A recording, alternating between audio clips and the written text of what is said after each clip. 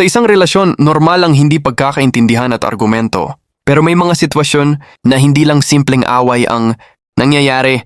May mga pagkakataon na unti-unti kang pinagdududa sa sarili mong isip, memorya at nararamdaman. In a relationship, disagreements and arguments are normal. But there are situations where it's more than just conflict. There are moments when you slowly start doubting your own mind, memory, and feelings. Minsan, mapapansin mo na kahit sigurado ka sa nangyari, may taong paulit-ulit na nagsasabing mali ka. Hanggang sa dumating sa punto na nagtatanong ka na sa sarili mo, ako ba ang may problema? O tama pa ba ang nararamdaman ko? Sometimes even when you're sure about what happened, someone keeps telling you that you're wrong. Until you reach a point where you start asking yourself, am I the problem? Or are my feelings even valid? Ito ang tinatawag na gaslighting, isang uri ng emotional manipulation kung saan pinapaniwala ka ng isang tao na mali ang perception mo sa reality. Unti-unti nitong sinisira ang confidence mo sa sarili at ginagawa kang dependent sa kanila para malaman kung ano ang tama o mali. This is called gaslighting, a form of emotional manipulation where someone makes you question your perception of reality. Over time, it damages your self-confidence and makes you dependent on them to determine what is right or wrong. Ang pinakadelikado sa gaslighting ay hindi ito agad halata.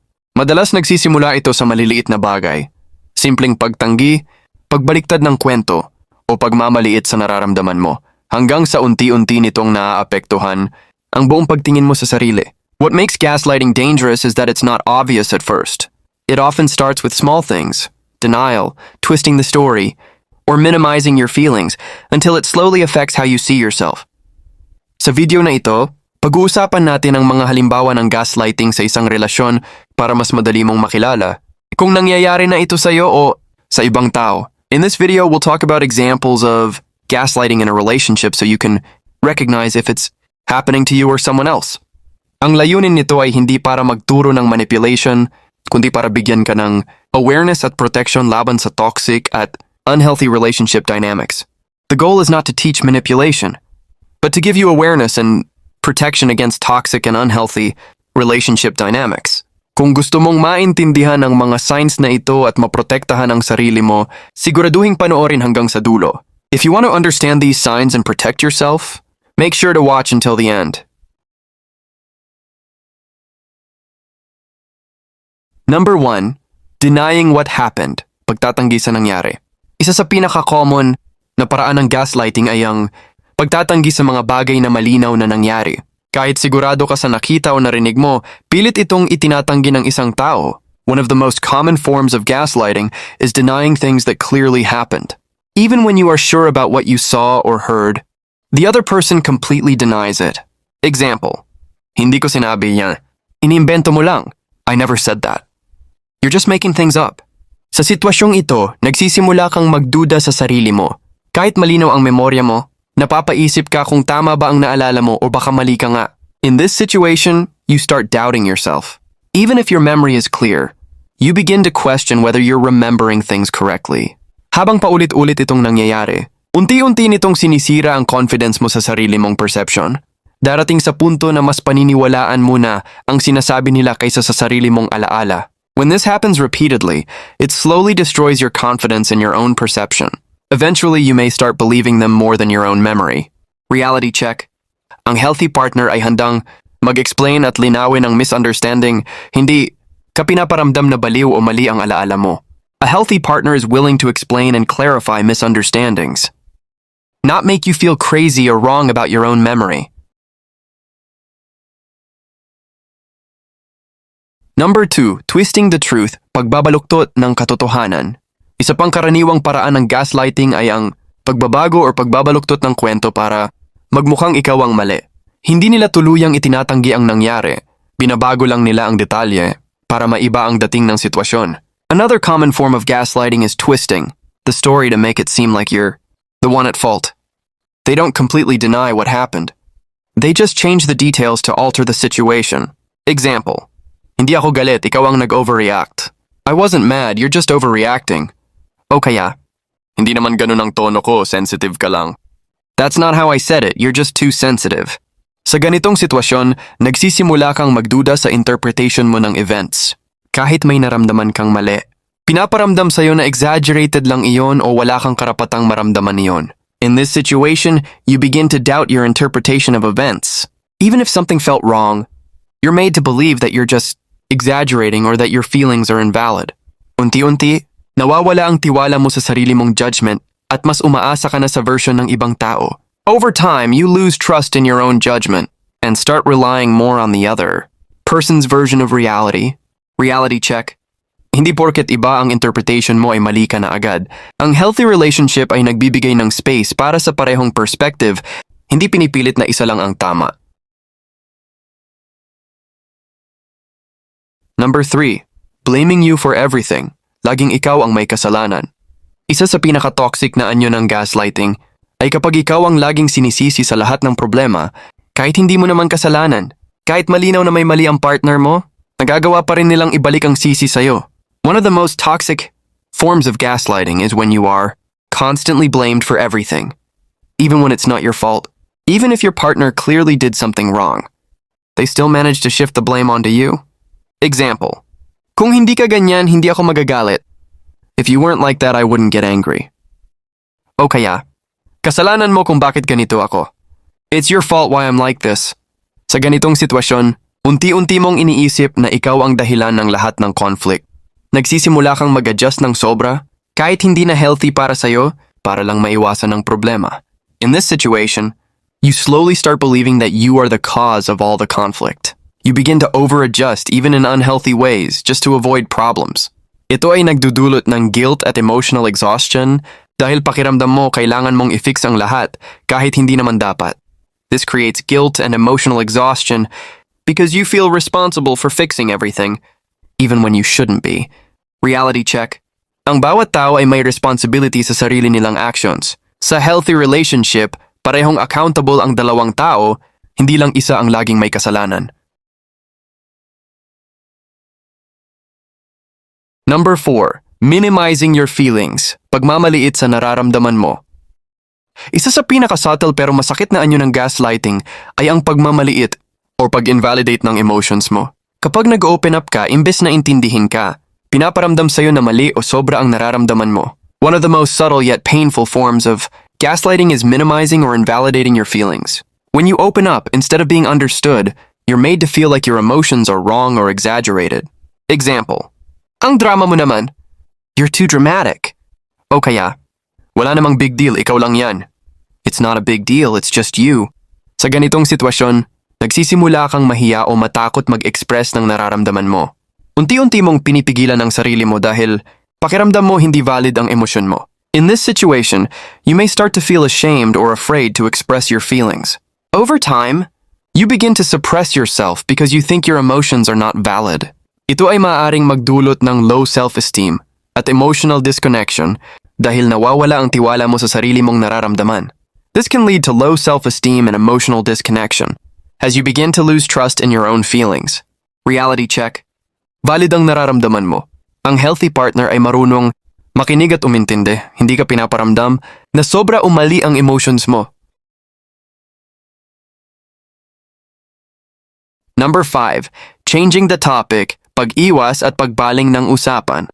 Isa pang karaniwang tactic ng gaslighting ay ang pag-iwas sa issue sa pamamagitan ng paglipat ng usapan. Kapag sinusubukan mong i-address ang isang problema, bigla nilang binabago ang topic o ibinabalik ang usapan sa'yo. Another common gaslighting tactic is avoiding the issue by changing the subject. When you try to address a problem, they suddenly shift the topic or turn the conversation back on you. Example, ikaw nga ginawa mo rin yan dati.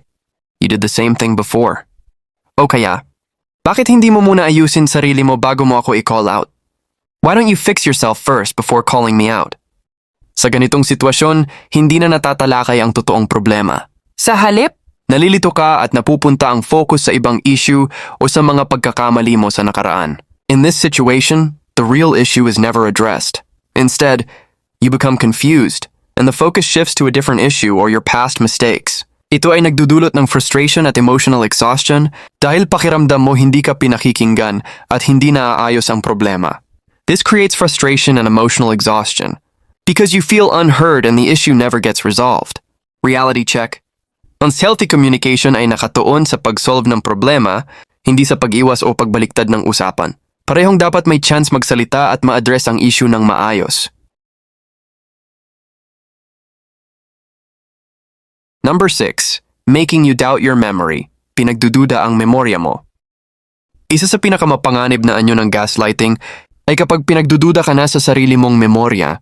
Kahit malinaw mong naaalala ang isang pangyayari, paulit-ulit nilang sinasabi na mali ka hanggang sa magsimula kang magduda. One of the most dangerous forms of gaslighting is when you're made to doubt your own memory. Even when you clearly remember something, they repeatedly tell you that you're wrong until you begin to question yourself. Example, mali ang alala mo, hindi yan ang nangyari, you remember it wrong. That's not what happened. O kaya, ang dami mo nang iniisip kaya kung ano-ano na lang naaalala mo. You're overthinking too much. That's why you're remembering things incorrectly. Sa ganitong sitwasyon, nagsisimula kang mawalan ng tiwala sa sarili mong isip.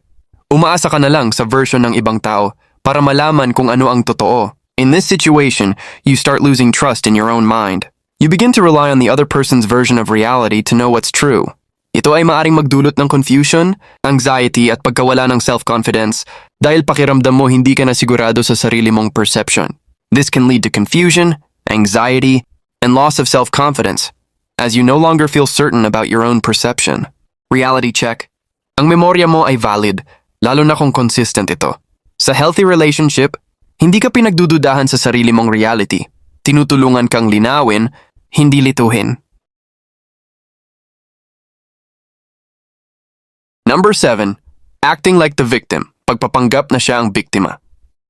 Isa sa pinaka-manipulative na paraan ng gaslighting ay ang pagbabaliktad ng sitwasyon, kung saan ang taong may mali ay nagiging biktima.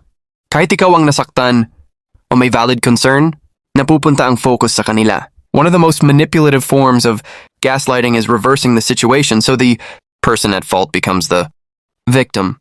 Even when you are hurt or have a valid concern, the focus shifts to them. Example, ako pa ngayon ang masama? So now I'm the bad guy? O kaya, grabe ka, parang wala akong ginawang tama sa'yo. Wow, it's like I can never do anything right for you. Sa ganitong sitwasyon, bigla kang nakakaramdam ng guilt kahit ikaw ang may valid na nararamdaman. Sa halip na ma-address ang issue, napipilitan kang i-comfort ang partner mo. In this situation, you suddenly feel guilty even when your feelings are valid. Instead of addressing the issue, you end up comforting your partner. Ito ay nagdudulot ng emotional confusion dahil hindi mo na alam kung sino ba talaga ang may mali o kung valid pa ba ang nararamdaman mo. This creates emotional confusion because you no longer know who is really at fault or if your feelings are still valid. Reality check. Ang pagiging accountable ay mahalaga sa healthy relationship. Hindi dapat ginagamit ang pagiging biktima para takasan ang responsibility or i-manipulate ang emosyon ng partner. Number 8. Using kindness after hurt. Mixed signals, push-pull behavior. Isa sa pinaka-confusing na anyo ng gaslighting ay ang biglaang pagiging mabait pagkatapos kang saktan. Pagkatapos ng away, pananahimik, o emotional pain, bigla silang magiging sweet, caring, at loving. One of the most confusing forms of gaslighting is sudden kindness after hurting you. After conflict, silence, or emotional pain, they suddenly become sweet, caring, and loving. Example, pagkatapos ka i-ignore o saktan, "Sorry, mahal kita." "I'm sorry, I love you." O kaya, biglang may gifts, sweet messages, or extra attention pagkatapos ng conflict. After hurting you, they suddenly give gifts, sweet messages, or extra attention. Sa ganitong sitwasyon, nalilito ang emosyon mo. Hindi mo alam kung alin ang totoo, yung sakit o yung sweetness. Dahil dito, mas lalo kang naa-attach at nahihirapang umalis sa relasyon. In this situation, your emotions become confused. You don't know which is real, the pain or the sweetness. Because of this, you become more attached and find it harder to leave the relationship. Ito ay tinatawag ding push-pull dynamic, kung saan pinapalapit ka muna, tapos itutulak palayo at babawi ulit. Ang cycle na ito ay nagiging addictive sa emotional level. This is also called a push-pull dynamic, where they pull you close, push you away, and then pull you back again. This cycle can become emotionally addictive. Reality check. Ang tunay na pagmamahal ay consistent, hindi roller coaster. Hindi ka dapat nalilito kung mahal ka ba o hindi. Number 9. Isolating you. Paglayo sa ibang tao. Social isolation. Isa sa pinaka-dangerous na tactic ng gaslighting ay ang paglayo sa'yo sa iyong support system. Tulad ng pamilya, kaibigan, o mga taong makakatulong sa'yo. Kapag na-isolate ka, mas madali kang makontrol ng partner mo. One of the most dangerous gaslighting tactics is isolating you from your support system, such as family, friends, or people who could help you. When you're isolated, it becomes easier for your partner to control you. Example, hindi ka naman nila tunay na kaibigan. They don't really care about you. O kaya, mas mabuti kung hindi ka na makikipagkita sa kanila. It's better if you don't meet with them anymore. Sa ganitong sitwasyon, unti-unti kang nawawalan ng social support at confidence sa sarili. Pakiramdam mo ay ikaw lang at siya ang makakaintindi sa'yo, kaya mas madali kang manipulahin. In this situation, you gradually lose social support and self-confidence. You feel like you're alone and only they understand you, making it easier to manipulate you. Ang isolation ay nagdudulot ng dependency, kaya mas mahirap makaalis sa toxic relationship. Isolation creates dependency, making it harder to leave a toxic relationship. Reality check. Healthy relationships ay hindi nag-i-isolate. Ang supportive partner ay hinihikayat kang manatiling konektado sa pamilya at kaibigan at pinapahalagahan ang well-being mo. Healthy relationships do not isolate. A supportive partner encourages you to stay connected with family and friends and values your overall well-being. Number 10. Making you feel crazy. Pinaparamdam na baliw ka, doubting your sanity.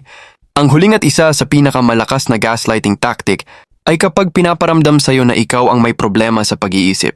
Dito ginagamit ng partner ang psychological manipulation para mawala ang tiwala mo sa sarili, mong perception at judgment. The last and one of the strongest gaslighting tactics is when you are made to feel like you are crazy. Here, the partner uses psychological manipulation to make you lose trust in your own perception and judgment. Example, parang may problema ka na sa pag-iisip. I think something's wrong with you. O kaya, napakasensitibo mo, sobra ang iniisip mo. You're so sensitive, you overthink everything. Sa ganitong sitwasyon, unti-unti mong pinagdududahan ang sarili mo. Ang simple memory o nararamdaman mo ay nagiging subject sa doubt at confusion hanggang sa pakiramdam mo, hindi mo na alam kung ano ang tama o mali. In this situation, you slowly start doubting yourself.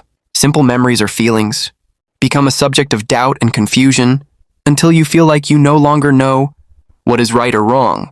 Ito ay nagdudulot ng emotional exhaustion, low self-esteem, at dependency sa manipulative partner. Kapag hindi mo napapansin, maaari kang matrap sa toxic cycle ng gaslighting. This leads to emotional exhaustion, low self-esteem, and dependency on the manipulative partner. If unnoticed, you can get trapped in the toxic cycle of gaslighting. Reality check. Ang healthy relationship ay hindi kailanman nagpaparamdam sa'yo na baliw ka. Ang isang tunay na partner ay nakikinig, nag-evaluate at nagtitiwala sa iyong perception. A healthy relationship never makes you feel crazy. A true partner listens, validates, and trusts your perception. Sa kabuuan ng video na ito, tinalakay natin ang 10 examples ng gaslighting sa relasyon na makakatulong sa'yo para mas maintindihan ang dynamics ng emotional manipulation. Throughout this video, we discussed 10 examples of gaslighting in relationships that can help you understand the dynamics of emotional manipulation. Mula sa pagtanggi sa nangyari, pagbabaluktot ng katotohanan, pagmamaliit sa nararamdaman, hanggang sa pagpaparamdam na baliw ka, lahat ng tactics na ito ay may layuning kontrolin ang perception, emotion, at behavior mo. From denying what happened, twisting the truth, minimizing feelings, to making you feel crazy. All of these tactics aim to control your perception, emotions, and behavior. Mahalagang tandaan, ang layunin ng video na ito ay hindi turuan kang manipulahin ng iba, kundi bigyan ka ng awareness at tools para maprotektahan ang sarili mo sa toxic at unhealthy relationships. It's important to remember, the goal of this video is not to teach you how to manipulate others, but to give you awareness and tools to protect yourself from toxic and unhealthy relationships. Kapag alam mo ang mga signs ng gaslighting, mas nagiging malinaw kung sino ang tunay na deserving ng tiwala at pagmamahal mo. Mas nagiging empowered ka para mag-set ng boundaries, panindigan ang nararamdaman mo, at protektahan ang emotional well-being mo. When you know the signs of gaslighting, it becomes clearer who truly deserves your trust and love. You become empowered to set boundaries, stand by your feelings, and protect your emotional well-being. Key takeaways. Huwag basta-basta paniwalaan ang taong laging pinaparamdam sa'yo na mali ka o baliw ka. Magkaroon ng emotional awareness at self-trust. Panindigan ang nararamdaman mo at huwag hayaang ma-manipulate. Kumonekta sa supportive friends at pamilya para hindi ka ma-isolate. Key takeaways. Don't easily believe someone who constantly makes you feel wrong or crazy. Develop emotional awareness and self-trust. Stand by your feelings and don't allow manipulation. Stay connected to supportive friends and family to avoid isolation.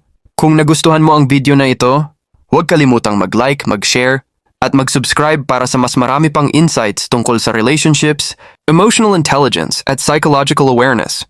If you found this video helpful, don't forget to like, share, and subscribe for more insights on relationships, emotional intelligence, and psychological awareness. Hanggang sa susunod na video, manatiling aware, panindigan ang nararamdaman mo, at piliin ang mga relasyon na nagbibigay ng respeto, seguridad at tunay na pagmamahal. See you in the next video. Stay aware, stand by your feelings, and choose relationships that provide respect, security, and genuine love. For more video, please subscribe to my channel Love Manipulation Lab. Marami pa tayong matutunan na aral about sa video na aking ma-upload dito. Huwag kalimutan na mag-like, comment, and share.